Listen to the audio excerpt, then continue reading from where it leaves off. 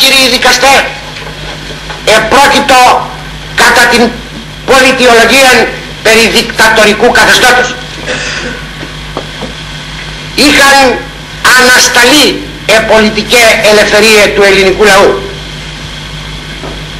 Κατά συνείδηση δεν υπήρξα ούτε επιστιγμένη κατά την διαδρομή της μέχρι σε αυτής τη στιγμή ζωής μου, κατά τας αντιλήψεις μου τύραννος ή τυραννικός. Ουδέποτε επίστεψα ως πολίτευμα την τυραννία. Εάν θέλετε δε, εις την ενάσκηση των καθηκόντων μου ασκών την εξουσία, ουδεμίαν στιγμήν επολιτάχθην εις των χώρων που εκκινούμεν με διαδικασίες άλλες από τις διαδικασίες του διαλόγου της δημοκρατίας. Αποκλειστικός σκοπός μου υπήρξε η ταχυτέρα επαναφορά της εξουσίας ισχύρας του κυριάρχου λαού. Κύριοι δικαστέ, οι δίκες αυτές δεν θα έπρεπε να γίνονται. Θα ήταν προτιμότερο η πολιτεία να θεσμοθετήσει κάποιες άλλες διατάξεις, οι ίδιες οι πολιτικές δυνάμεις να τιμωρούν χωρίς την παρέμβαση της δικαιοσύνης όσους εκ των πολιτικών των αντιπάλων εκτιμήσουν ότι θα πρέπει να εξοντώσουν.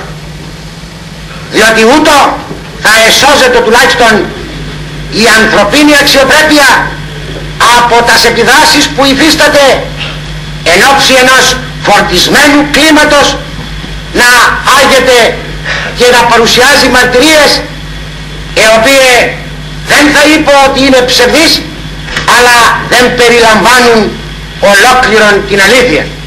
Εγώ υπήρξα ο αρχηγός της Επαναστάσεως. Εγώ, κύριοι δικαστέ, απεφάσισα την κήρυξη του στρατιωτικού νόμου.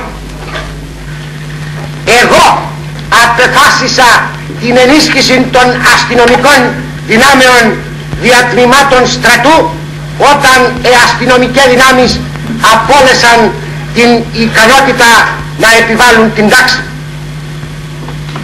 Εγώ απεφάσισα την επέμβαση δια την εκτέλεση του Πολυτεχνείου και δια την εξαφάνιση του πυρήνος της εστίας της όλης αναταραχής.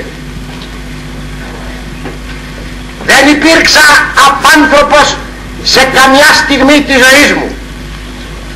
Εσεβάστηκα πάντοτε την ανθρωπίνη ζωή και την ανθρωπίνη αξιοπρέπεια. Διερωτήθη όμως κανείς πως θα έπρεπε να περάσουμε το φράγμα από την δικτατορία εις την ομαλότητα. Διερωτήθη κανείς ποια ήταν η διαδικασία η οποία επιτούντο για να επανέλθουν οι στρατιώτες και τα στελέχη των ενόπλων δυνάμεων εις τον στρατάνα από την ανάμειξη ισίαν έκταση την οίκων κατ' εκείνην την περίοδο. Διερωτήθη κανείς ποιον πρόβλημα ευθύνης τεράστιων αντιμετώπιζε ο υποφαινόμενος.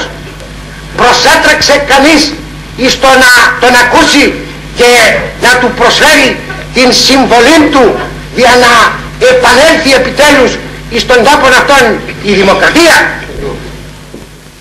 Ανάληψη ευθύνης έκανε ο Παπαδόπουλος για το πραξικόπημα και το Πολυτεχνείο.